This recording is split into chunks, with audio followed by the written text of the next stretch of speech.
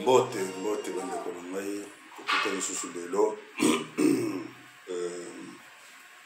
vendredi batomeka kokabola susu mwa masolo to yango ndeka tosololaki na bino la fois dernière ke tosala courte vidéo juste mpona topesaka image ke tozali parce que totravaille sur le système moko amateur préparer un matériel pour te recevoir l'information vraiment très sûre, la qualité mora bien.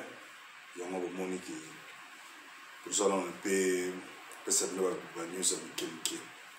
Alors pendant qu'on a profité de l'heure, on a quelques dédicaces. Moi 5 personnes, on a moi dédicaces. Ça va moi bien. Non, après ça ne pas à champion Zinga en Rio de Janeiro. Il y a eu ma solo n'engé bandi. Mbote na champion Zinga à Rio de Janeiro. Na pesa so mbote pas masa na ngai le bikulu coulé. Il est na Rio de Janeiro. Babi so komi le motambo Rio de Janeiro mobimba na prime ko réduit na Uber. Lukai en tam so Rio de Janeiro mobimba. Masa na le bikulu ya ngwana.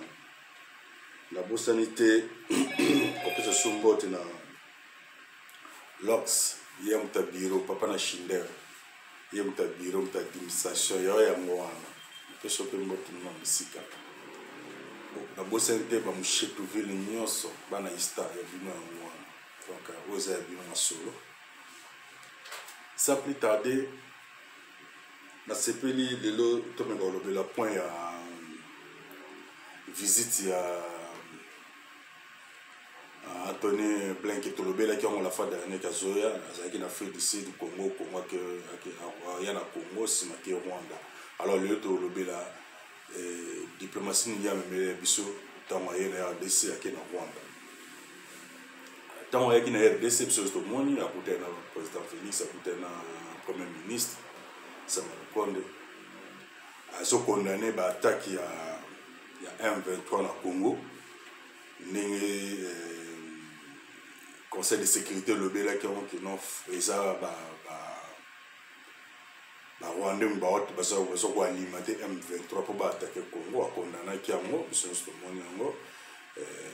et puis à le Beli sous son élection il faut l'élection en 2023 faut l'élection vraiment libre et transparente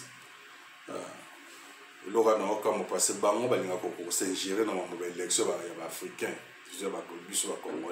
mais bango ba sala ya bango kuna biso to kota ki amuti makambo biso to yebe ya yile ki mesami mwa ya ko lobela mambu ya agression ya ba Rwandais na terre na biso no yebi ka balinga ko saba amalgame akomo le bapela mambu élection to yo ka bango kaka alors dans Assisi qui est appelé na Rwanda peut condamner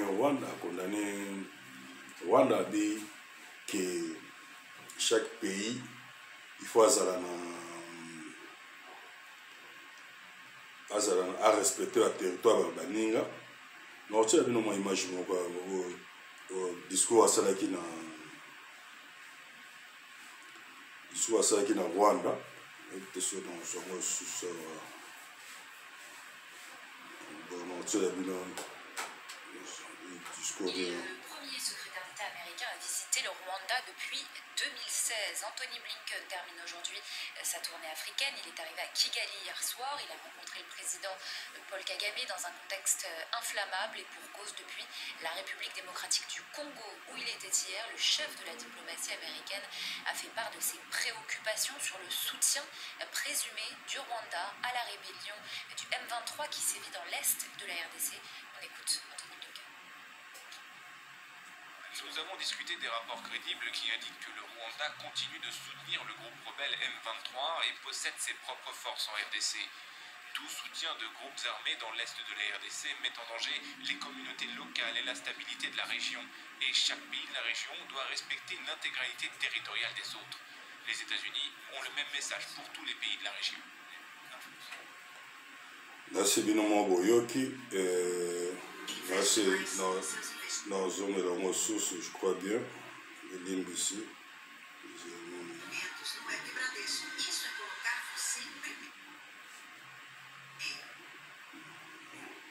Ici, regardez. Kimi. Bilongo bolandi ndenge discours wana eleki ndenge alobi azokondane baagression ya M23 na sol congolais barwandais bazokoalimenta yango oui bango balobaka bongo balobi eza bien mais sikoyo totala sikoyo lokola azongi totala sikoyo eloni bakosala effort di bakosala parce que tolobelaka mo la fois dernière ke baza tobenga bango relation tobenga bango comment dirais-je partenariat stratégique biso na Rwanda na excusez-moi biso RDC na États-Unis tu vois partenariat stratégique alors awa ya alobi ki aso condamner battaque nyonso M23 za kosala na sol congolais oui alobi bien mais sikoyo totala ndenge azongi eloko nini oyo bakopesa biso comme solution yango alobaki yango fois dernier président Félix bato bato moko fo fongola bango miso so totikeli bango kaka toyoka bango kaka tolandaka makambo bango baza koloba tokosala rien mpo na mboka alobi biso fo tofongola bango miso toyeba eloko nini biso toya koluka mpo na mboka na biso parce que bato oyo baza mpona onyokola biso alors je m'excuse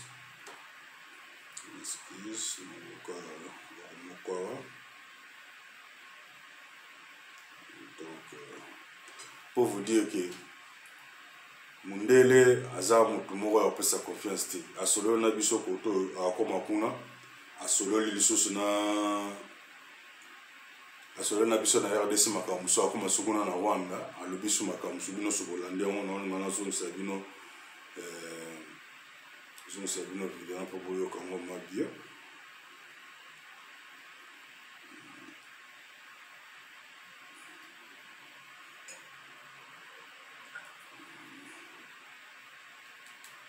ici.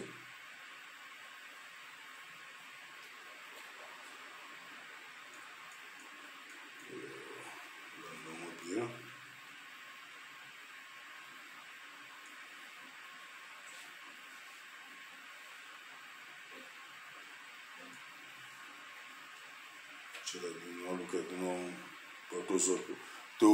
Pour travailler sur sa preuve à l'appui. Vous comprenez? Nous image. Image de l'accès bien pour comprendre ma caméra les autres. Vous allez bien. Vous tenez sur regarder. Voilà. Nous sommes ici.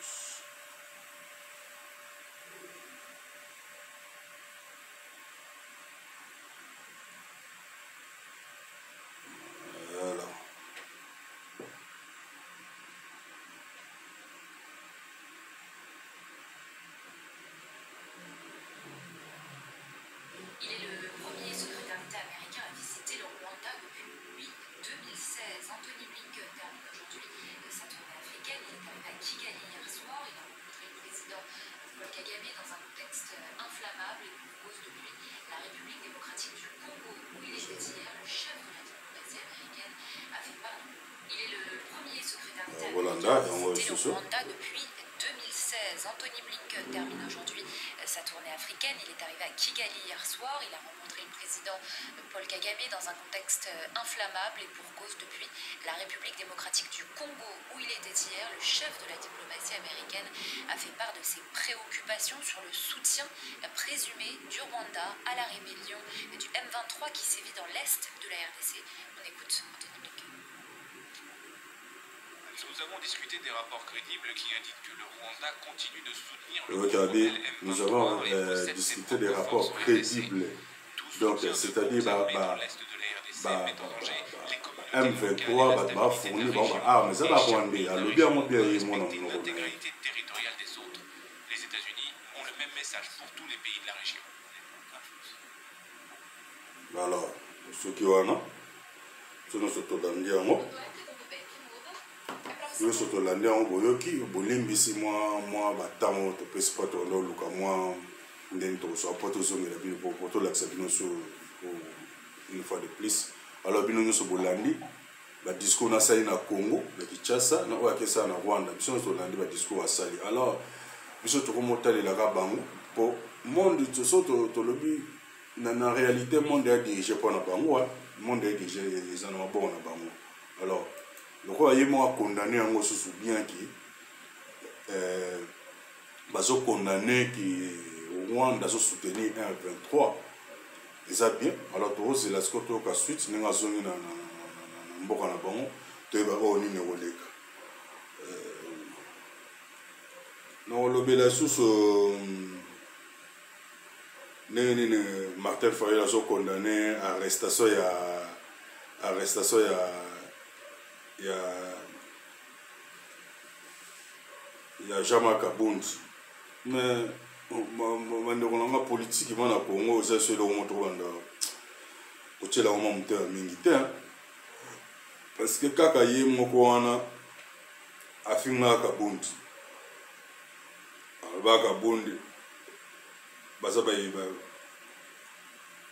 matière politique afinga Kabound lelo akomo condamné arrestation ya Jean-Marc Kabound donc comme monde en envers n'a profité l'accès de peu image à moto merci nous sommes yebi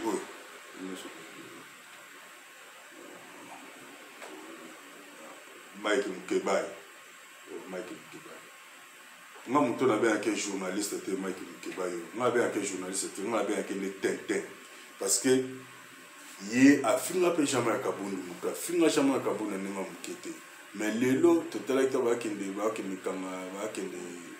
bakanga juba tindaki premier procès à Jean-Marc Kabound Mike Mukebai azalaki et puis abenga Jean-Marc Kabound président de défendre le président Kabound. Donc mon kilo eza ma terrible mandeko na ngai soki totolanda politicien congolais toke musika te souci non pour na succès moi souci na eza biso nyonso ba congolais to jamais fort c'est pas président Félix to jamais fort biso to linga tika éternel te pour l'instant le quoi que suis moi président moko za na moi idéologie eza moi ida bien aso meka ata osala ya mingi te moi mike so mona na toze ya 2023 soki to azo chasse au mandat mususu après 2023 so azo mandat après 2023 2028 a postulé soutien mandat na esili président mususu za besoin système to koma mwana wana oya koti o alongo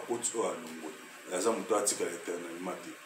Alors to chemo maboko baone so baba bazosala eloko te azwa juicer aza nani wana nyonso desapprentir bango nyonso bazalaki na ye Kabound abenga Félix juicer ye moko azalaki na ye Mukebai akumisa Félix aba donc mabi tout le travail professionnel au moment mosusu Mukebai ba